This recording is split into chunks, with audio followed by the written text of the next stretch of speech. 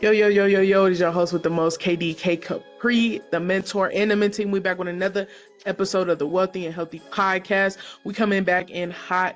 We miss credit chop up, y'all, so we tripping. So we are going to do Wealth Wednesdays a little bit different. I want to talk about the most strategic business to open in 2026, all right? In 2026, it is time to get to the passive income, right? Money that you can make in your sleep, okay? That's what I wanted to talk about today because I think it's real important for entrepreneurs to be able to make different streams of income, be able to have different businesses that they can lean on when the time comes down to it, right? So in 2026, there's a lot of businesses that, are obviously going to be booming right now. I've seen a lot of industries booming, such as I've been seeing a big boom in clothing. Big boom in clothing. I've been seeing, a lot of credit repair people coming out the woodworks. People been starting to hop on it. A lot of marketing has been going crazy because you can never have too much marketing. But what we're going to talk about today is a business that is going to not only get you passive income, you could passively make around 10K a month easy with this business model. Okay, this is a business that is going to put you in the rooms of different entrepreneurs if you play it right. Okay, there's going to be so many different opportunities and different doors that are going to open that you can use this business to strategically network throughout your city. Okay, and other cities as well, right? You can scale this business as big as you want to, or you can just get one little space and run some plays, right? So this business that I'm speaking on is going to be event space businesses. All right, so event spaces are going to be the biggest way to not only make some passive income easy, right? You can make some passive income easy, not have so much overhead. The business kind of runs itself once you get your systems in order, right? All right, so if anybody doesn't know what an event space is, it's literally exactly what it sounds like, right? People are renting out your space to throw an event, right? So that can mean weddings, that can mean weekend, parties, right? That can mean birthdays, quinceañeras. There's so many different things. You can do business meetings, right? If you play it right, and you can have a wedding on a Monday, and then you can have the mayor come in on Saturday, right? So there's so many different things that you can do with an event-based business to make you passive income. Okay, and you can do this every single day. You can do this every single week. You can do two events a week and do $2,000 a week easy. That's real easy, right? But when we talk about event spaces, right, there's a few things that we're going to talk about today. So the first thing that we're going to talk about is how to be strategic when it comes to opening an event space business. Okay, so the first thing you want to do is obviously build some foundation. Okay, so when we're doing market research and we want to understand what type of event space, is needed, or what type of event space we want to run, you got to always think about market research, right? So the foundation of a successful event space is a data-driven search, right? So you have to be very in tune with the numbers. For example, right, you want to know how many other event spaces are going to be in your area, right? So the first thing that you can do is determine the market demand, right? So picking the wrong building can literally cause your business to fail, regardless of the quality of marketing, regardless of how much money you have. If you put your event space in the wrong place, or you don't worry about zoning, there's so many different things that we're going to talk about here in a minute. But when you don't have a good foundation, or you don't look at the numbers when it comes to an event space, you're going to set yourself up for a lot of failure, right? Market viability is the biggest thing you want to look at. Basically that is the competition. Okay, so how much competition do you have? First thing that you can do is understand the 20 space rule. All right, what is the 20 space rule? So what you're going to do is you're going to go on Google, you're going to look up event spaces near me. All right, and if you have more than 10 to 15 businesses, event spaces, event centers in your area, in your surrounding area, or wherever you want to open your event space, you're in the game. All right, that basically means that you have a high demand for this, right? And I don't care where you're at, saturation, I don't really believe in saturation, right? I just think you have to have a different approach, or a more attractive approach, right? So it doesn't matter how many businesses are in your area that you want to open your event space, but what you got to understand is, if there's not enough, there's not a big enough demand for it. So we want to make sure that there's a demand in your city, or in the area you want to open your event space. Next thing you want to do is look at the reviews. All right, we all know that most of the time, most people don't leave a review, right? Around only 15% of your customers are going to leave a review. Okay, so the actual number of events held, so say you have an event space, right, and they might have, 800 views, 800 reviews, right? So we can actually, let's do this. Let me share my screen. So all we're going to do is we're going to go to Google Maps, right? And we're just going to literally look up event spaces in our area, okay? So I'm in Colorado Springs, so we're going to look up event spaces, Colorado Springs. All right, now, whenever you look this up, you're going to see what we got. So 362 people have let's make this bigger. 362 people have reviewed this. So if we do the math, right, 15% of that means at least 3 to 4,000 people have really done events at this space, right? So you could tell that there's a lot of value, right? There's a lot of people that want to do events, wedding venue and event center, right? So 1, 2, 3, 4, 5, 6, 7, 8, 9. There's so many different event spaces out in where I'm at, right? So that's how you can tell that this is something that's high demand, right? So when we understand that aspect of it, we can say, okay, now I know where to run the plays, right? And another thing is, hold on, let me share my screen again. And we can see what we also can do is look and see where there's not too many of them, right? So I'm seeing, a lot of them over here, a lot of them, on this side of town, but I don't see a much up here, right? So we can tell that this is where people are going. This is where people want to hang out, right? So, we're seeing this. This is a wedding venue, right? Events and meetings. There's a lot of spots out here, rentals, venue 719, right? And we can look and see what people want to like, what are people expecting, right? See the photos. 31 people have only 31 people have been at this event, but look at this. This is beautiful, right? This is a great event space. So you can do big, very elegant events here. So when we start looking at that, that's literally the best way to do research, right? Because we're going to literally look at what's in our area, what are people looking for, right? And when we understand that aspect of it, we see what the market is demanding, right? So the second we do that, we're going to put ourselves in position to find the best space, right? And where are we going to find those spaces, right? That's a big thing. And if say you're in a case where you want to rent out one of those spaces, or you want to kind of mimic a system that's already working, right? That's the best way to look at that, right? So look at businesses that are already doing their thing, right? So review ratios are extremely important. Okay, so also look at the USP. That's a unique selling proposition. This is important. Okay, so you don't want to become a commodity in a crowded market. What does that mean? Okay, so that means you got to be different. All right, if there's 16, if there's 30 event spaces in your city, and 16 of them are wedding venues, or 16 of them are co-working spaces, you have to do something that's going to differentiate you. Whether that's aesthetics, right? Whether that's your services, your packages, specialized facilities. Meaning, like, say you want to do something different. Say you add in a photographer at your events, right? Say you add in food included, right? So there's so many different ways that you can package your services to differentiate yourself, right? So don't become just the third best spot, right? Or the first best spot, and there's 16 other different people that can also come up and scoop those customers from you, right? So make sure you're differentiating yourself, make sure you're standing out. So how do you find the right space, right? So professional property hunting is extremely, extremely important, right? So we're not just going to do random scrolling on LoopNet. We're going to focus on industrial, right? We're going to focus on retail, restaurant, and flex spaces. Okay, so the first thing is going to be your layout essentials. So your layout essentials are extremely important. A open floor plan, meaning you want to be able to look at a space and understand where everything is going to be.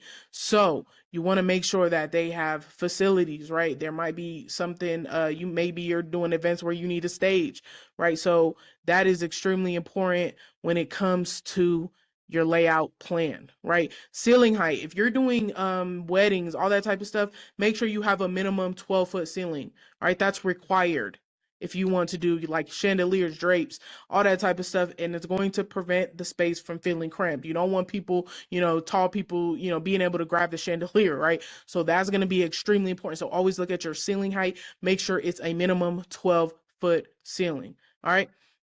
Next thing is going to be parking requirements. So when you're running an event space business, you have to have reliable parking, whether that is going to be you sharing a space, right? You want to have at least 50 square feet, right? So that means you can at least fit 20 to 30 cars in there, depending on the event sizes you want to have, right? If you have a small event space, you might want to be able to, share a space. Say you're in a smaller part. If you're like downtown, I know downtown Colorado Springs, you might have access to a parking garage, whatever that looks like for you. So whatever is more accurate to your guest count, right?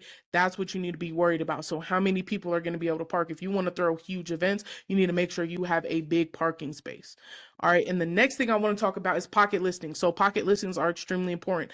High value deals are often found through relationships, are not found on LoopNet or Crexy or all these type of different websites, right? So always look for commercial brokers. It's easy to find commercial brokers. As you can see, I just went on one of the Facebook groups that I'm a part of in Colorado, and I just looked up where I can find a commercial realtor, right? So this is going to put me in position. And as you can see, almost like 14 to 15 people hit me up, right? And more people jumped in my inbox. So it's easier for me to find an event space if I have a commercial broker that knows about the public listings, know about when things are going to come out, know about what I'm looking for, right? So pocket listings are extremely important. This is all about strategic development, right? So when you're talking about pocket listings and you're talking about growing relationships, right, this is going to put you in position, right? It's going to help you find the best space. All right.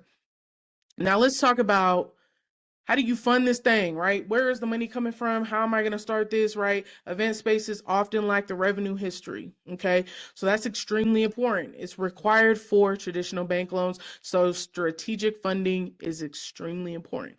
We're talking about the most strategic business to start in 2026. So you got to understand how you're going to manage this. How is the funding going to come in? How is it going to go out, right? So the first way you can get funding is credit stacking. Or now, what is credit stacking? If you don't know what credit stacking is, it's basically you not stressing out your credit profile, but being able to sequence your funding. What is that? I'll break it down a little bit more, right? So credit stacking is basically you opening multiple credit lines or lines of credit, whether that's personal or business credit cards, and basically, stacking those approvals, right? And doing that in a short period of time. So sequencing, extremely important. Applications should be submitted in waves, right? So when you get two or three, say you get an American Express, say you go to one of your local credit unions, right? Say you go to Navy Federal, you may get those 3 credit cards because they pull from 3 different bureaus, right? And you only get 3 inquiries instead of, stressing your credit profile out. You want to wait, let those accounts age, then you want to go get a couple more cards, all right? Because you're not stressing your credit profile out with so many inquiries and running up your debt to income ratio, right? But that's a whole nother video. We're just literally going to talk about how to open this specific business. You want to learn more about credit and learning how to stack your credit and learning how to get funding, go back and watch the last few videos, okay? So sequencing is extremely important, right? Don't just be going out saying, "Ooh, I know I can apply for this Discover card. I'm gonna go get this Discover card," and then next week you might go get a different card when you know that you really needed those travel cards, or you know that you really needed those vendor tiers to where you can afford to go get toilet paper on your business credit, to where you can afford to go get cups and all this little stuff that you're going to need to run that event space, right? So always be strategic when you're stacking your credit cards or you're stacking your loans or whatever that looks like, all right? Next thing you can do is if you get denials or you get low limits, say you're going for the Amex, right? Say you're going for the Amex Gold and you get a low limit, say you only get like 5,000 and you were shooting for 25, right? First thing you can do is you can call a reconsideration line. Reconsideration line is going to put you in position. You're basically going to say, "Hey, man, y'all just denied me. I want to challenge that and call the reconsideration department, move the decision from a computer algorithm," right? So you're basically saying, I don't want a computer looking at my application. Let's get it to a human reviewer. Most times you can get that decision overturned, or you can get your denial turned into an approval or your low limit turned into a high limit. All right. So that's extremely important. Now, when you get this money, what are you going to do with it? That's the big question, right? Say you go get 30,000 and you don't know what to do with it. So there's going to be three things that you need to focus on when it comes to an event space once you get that funding. Okay. The first thing is going to be your moving costs. Your moving costs is literally going to be your security deposits, first month's rent, legal fees, all that stuff that just needs to happen, right? That's going to be your licensing. If you have to deal with, anything that has to do with your LLC, or you have to get certain type of business insurance, right? Because you're insuring, so many different things when it comes to an event space, right? All that stuff is really important, and that should be the first thing that you're worried about. Make sure your legal foundation for your LLC or your corporation is okay, especially when it comes to funding, right? You should already have that in order before you go get funded, so you can maximize your funding potential, or your borrowing potential, right? So then you want to talk about, so the next thing is going to be building costs, right? So that's going to be flooring. That's going to be lighting, which is going to be your biggest investment when it comes to your event space. Plumbing, HVAC, make sure you got an AC in there. If you got 30, 40 people coming to each event, you better believe you better have some AC in there. That is going to get hot in that zone. So you got to be very, very strategic when it comes to your build out costs. That should be the next thing that you're worried about. And then, of course, equipment, furniture, tables, chairs, backdrops, all that type of stuff. If you need to build a bar in there, all that type of stuff, that's what you're going to worry about at the end. So those are the top things that you need to worry about once you get that funding. Those are going to be the core areas. Now, there's going to be a lot of different small things that you got to do in those three sections, but that is going to basically put a system together for you, meaning you're going to have all of your back end stuff done, meaning your LLC and your corporation is compliant, right? You got all your security deposits done, first month's rent is already paid. Now you just got to run some place, right? Then when you get your build out costs and all your flooring and your lighting, now all you have to do is just bring in the furniture and the equipment. Now everything is put together. Now you can start renting out.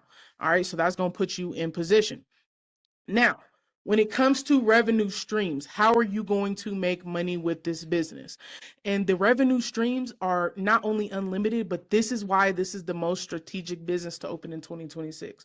Okay, because profitability is driven by diversifying your income, meaning you want to do so many different things, because this is a business that you can do a million things with, right? So active income, meaning private events, weddings, baby showers, corporate events, which is going to be like Christmas parties, say it's a retirement party. Those are going to be your bread and butter. All right. Say you're letting business owners come in and teach classes. Say they're coming in and they're doing meetings, and you got vendors and you got all this stuff. Your event space is going to be a pillar for the community if you can cater to the businesses, or to the coaches and the consultants and the people who want to come in and really bring people into a space. Right. So that's extremely important. That's going to be the biggest way you can, get your business out there. Right.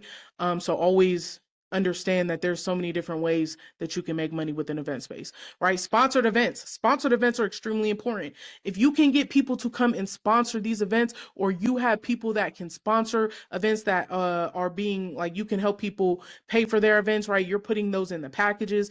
There is so many different opportunities that you can run, so many different plays you can run, so many different doors that are going to open for you in your business. As a credit consultant, right, as someone who does credit repair and funding, I'm going to be bringing in entrepreneurs. I'm going to be bringing in people who want to learn about stuff, and I'm already going to have access to them because they know that this is my event space, right? I don't care if you are a chef. I don't care if you do marketing. There's so many different ways that a event space can be your foot in the door with the community, right, with your surrounding community, and you're also being a staple where people know that they can come and do business with, right? So that's extremely important when it comes to making active income. So passive income, how can you make money in your sleep with an event space?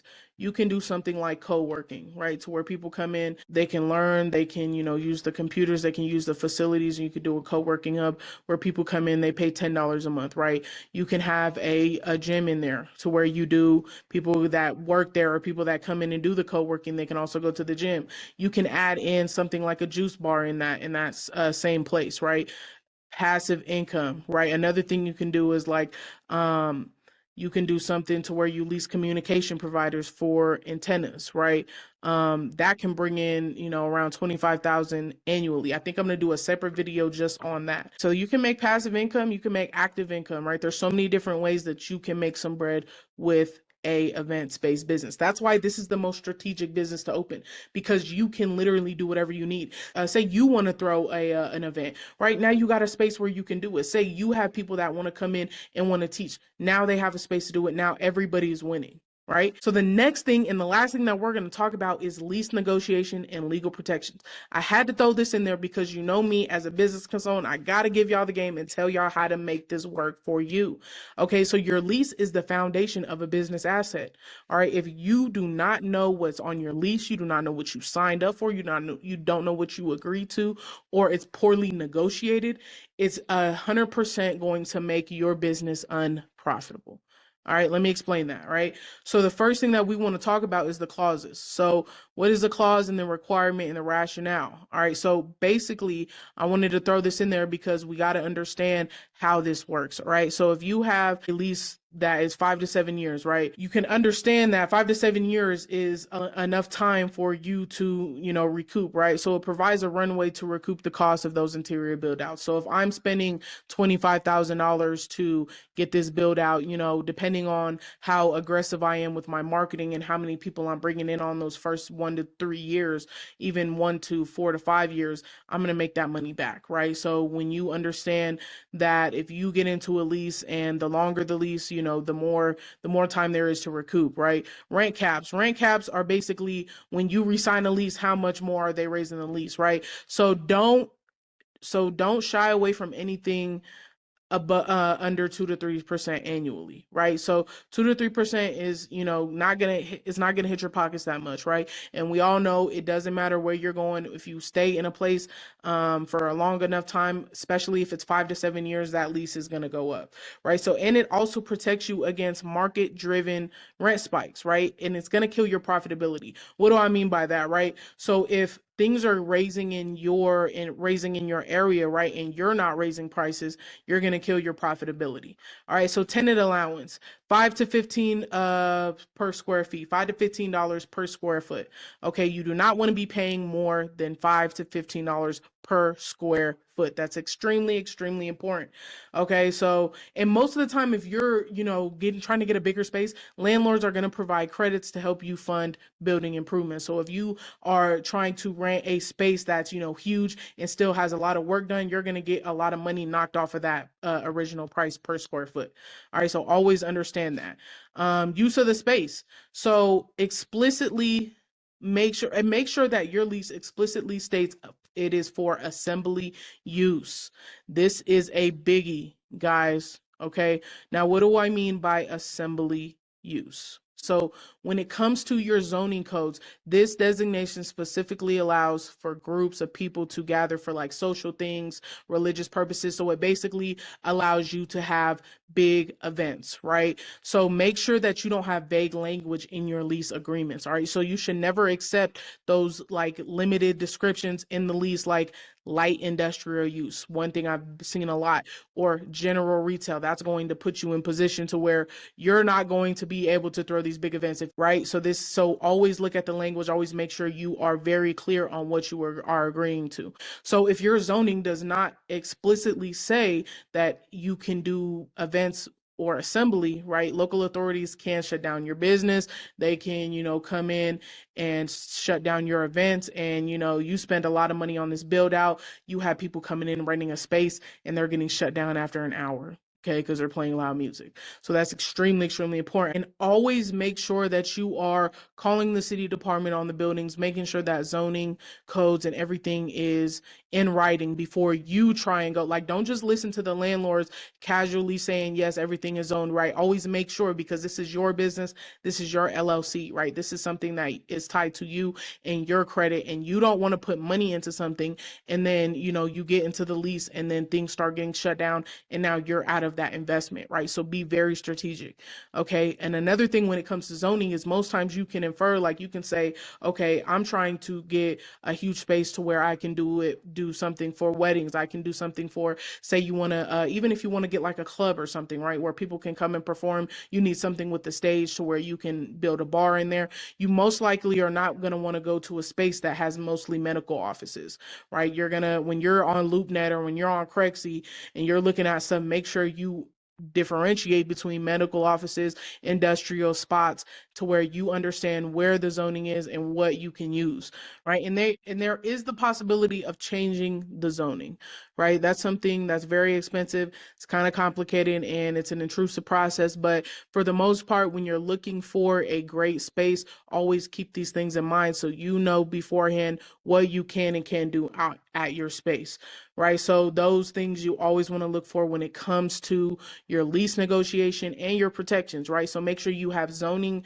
you know, your zoning rights, your sublease rights. Make sure you know what you can use the space for. If it does not say assembly use, that most likely means it's only going to be for small things like co-working, medical spaces, local, you know, branches where lawyers and doctors' offices, that type of thing, you know, so you got to understand where you're at, where you're going to put your event space, right? Always make sure that you're getting 5 to 15 per square foot, right? 2 to 3% annual increase on your rent caps. Do not go above that. If they're trying to raise your rent more than like 5 or 6%, you might want to start looking for other options, right? Or start negotiating. Okay, always have a longer lease agreement because you know you want to be able to get some things set in stone early on, right? So if you know that you can have that event space for up to 5 to 7 years, right? You know you can create passive income. You can actually create a foundation with this business so you can get some things going to where it's going to last you a couple years. You don't want to close your business after 1 to 2 years. Okay, so that's extremely, extremely, extremely important. All right, now let's talk about operational launch and execution. So how do you launch this business? How do you get things moving? So let's talk about the MVP approach. This is called the minimum viable product approach. So this is recommended when you want to ensure a fast launch and you want to start getting immediate money, like you want to get that bag coming in quick. Okay, so the launch sequence is extremely, extremely important. Secure the space and get your permits. That's step one. Make sure when you get your keys, you're ensuring that you're compliant with the zoning and the occupancy laws. Okay. The second thing you want to do is have a strategic build out. All right. So don't be just going in there like, all right, we're open, come on down. Nah, make sure you're strategic with this, right? So prioritize your functionality over luxury. What do I mean by that?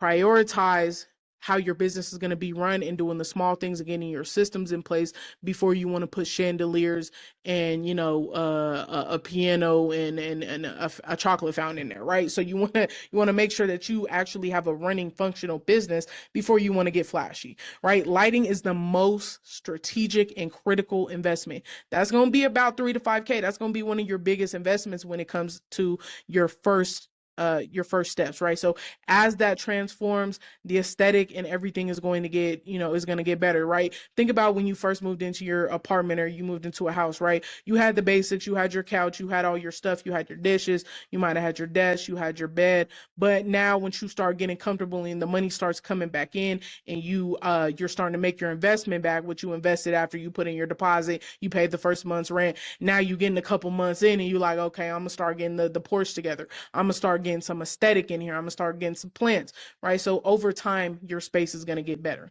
right? Tiered upgrades, use revenue from the early bookings to run it up, right? Fund those secondary improvements, exactly what I was just talking about. Premium furniture, first month, right? Drapery and decor is gonna be month 2.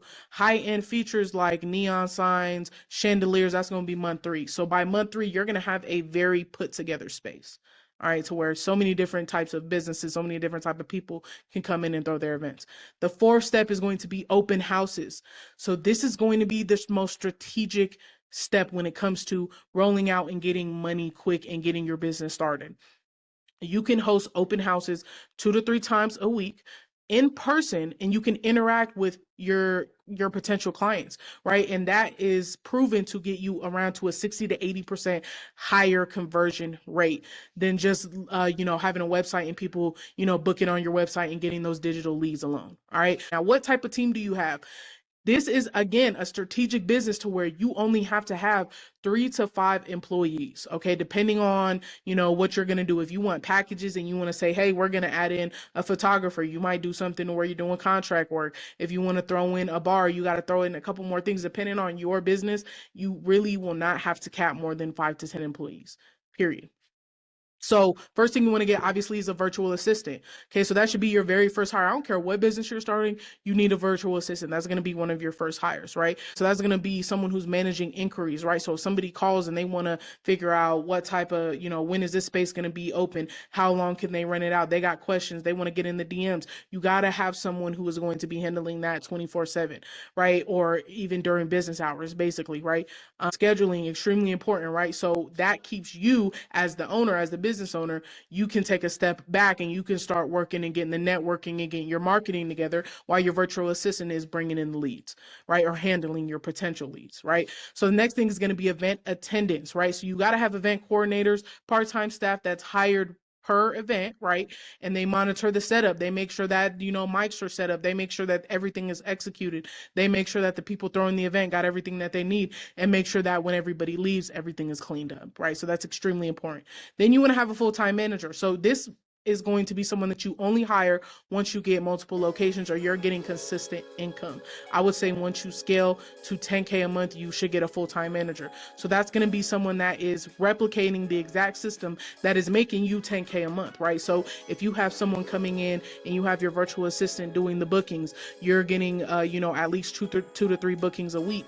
You're doing, hosting events, you're doing tours, you're doing open houses, you're doing all these different things to bring your money in. Someone has to be able to come and replicate that so you can take a step back as the business owner, right? So same booking flow, pricing, operations, and then you can start scaling that business. Whether you want to get another space, whether you want to, scale this space and make it bigger, whether you want to throw some different things in there, or whether you cool with just making a passive 5 to 10K a month. That is on you. And that's why this is the most strategic business to open, because it has unlimited opportunities to where you can scale this business and get things moving fast and make some bread easy, right? So when it comes down to what you need for a event space, right? This is the blueprint, right? This is the most strategic business to open in 2026. If y'all got any questions, y'all want to dive into things a little bit more, y'all please come kick it with me. Put something in the comments, let me know, and we can get some things popping. Now, this was something that I want to start doing. I want to start bringing in different businesses that we can start opening, right, to where we can get some things moving. All right. Now, with that being said, please like, comment, and subscribe. Show some love to the channel. We got a new interview coming out next week. We getting things moving. We actually looking at a new spot. I'm getting some things. I'm getting some decorations going in here right now. So we about to get the podcast going up again. All right, I'm excited to get y'all back into the wealthy and healthy realm of information, right? We doing some big things this 2026 this year, right? So I want y'all to stay tuned, keep rocking with me, and just keep watching the journey, man. Everything has been coming together. Everything has been going well. So I want y'all to keep kicking it with me, and we gonna get some things popping, all right? So again, this is your host with the most, KDK Capri, the mentor and the mentee, and I'll see y'all on the next one. We are coming back on Saturday for Credit Chop Up. All right, let me know what y'all want to talk about for Credit Chop Up. I got a few ideas.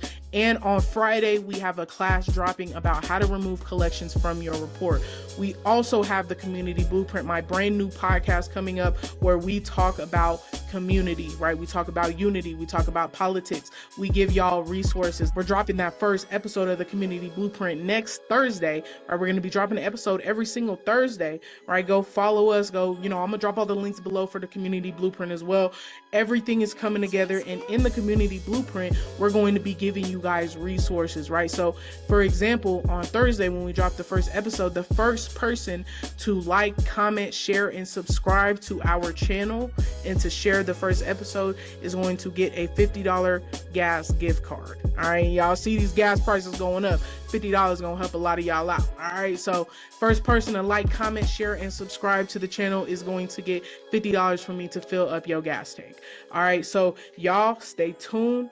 We coming back with some heat on Saturday, and stay tuned for the next episode of the Wealthy and Healthy podcast. This was Wealth Wednesday. We talked about the most strategic business to open in 2026. Y'all like, comment, share, and subscribe, and we're going to keep pushing that envelope. All right, I'm going to see y'all on the next one.